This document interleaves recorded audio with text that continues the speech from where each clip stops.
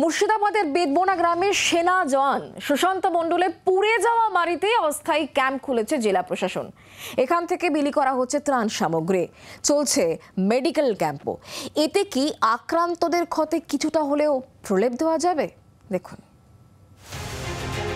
মুর্শিদাবাদে walk of অশান্তি থেমেছে ঠিকই, কিন্তু হিংসার ক্ষত মেটেনি।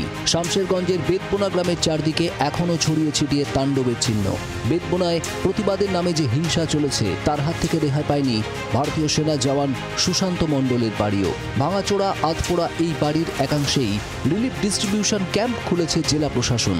বেদবোনা গ্রামে এই মুহূর্তে 24 ঘন্টার ক্যামেরা যে বাড়ির ভেতর ঢুকে আছে, সেই বাড়িটা ভারতীয় সেনা জওয়ান সুশান্ত মণ্ডলের বাড়ি। এই বাড়ির ছবি বারবার দেখেছেন রাজ্যবাসী, এই বাড়ির ছবি বারবার দেখানো হয়েছে দেশবাসীকে। এই বাড়ির ছবি গতকাল সরেজমিনে এসে দেখে গেছে জাতীয় মানবাধিকার কমিশন, জাতীয় মহিলা কমিশন এবং পশ্চিমবঙ্গের মহামহিম রাজ্যপাল।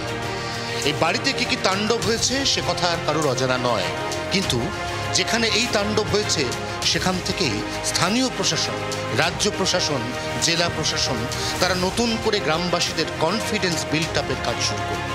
ক্যাম্প থেকে শুকনো খাবার, জামা কাপড়ের পাশাপাশি স্টোভ, হাঁড়ি, কড়াই, বালতি বিলি করছেন বিডিও অফিসের কর্মীরা। আমরা সার্ভে করছি, সার্ভে করে যাদেরকে দেখছি যে রান্না বাড়ি করার মতো কিছুই নেই আর কি, তাদেরকে ইমিডিয়েট বেসিসে দেওয়া হচ্ছে। আর যাদের অল্প বিস্তর ক্ষতি হয়েছে, যেমন একটু টাইলস ভেঙেছে আর হয়েছে, তাদেরকে আরও অনেক কিট দেওয়ার ব্যবস্থা করছি আমরা।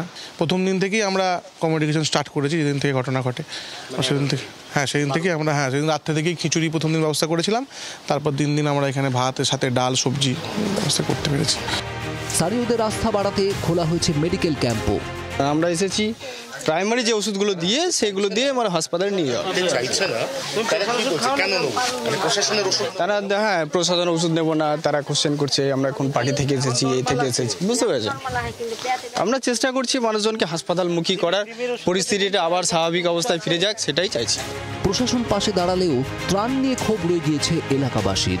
শুধু চাল দিয়েছে, আমাদের তো খাবারের ডাল লাগবে, আলু লাগবে, সবই তো সবজি লাগবে, আমরা শুধু ভাতটাকে খাওয়া যাবে। আমি তো কিছুই পাইনি, আমি কি আর বলবো, কিছু পাইনি। আমি আজকে একটা সকালে একটা সোপ পেয়েছি, আর কিছু পাইনি। ওরাই নাম লিখছে, ওরাই করছে, কে নাম লিখছে না লিখছে কি করে বলবো। ক্ষোভ বিক্ষোভের মধ্যেই ঘুরে দাঁড়ানোর লড়াই শুরু করেছেন বেদবোনার অসহায় মানুষগুলো। ক্যামেরায় মিন্টুর সঙ্গে অয়নের রিপোর্ট, জি 24 ঘন্টা। বাংলার আওয়াজ, বাঙালির আবেগ, জি 24 ঘন্টা।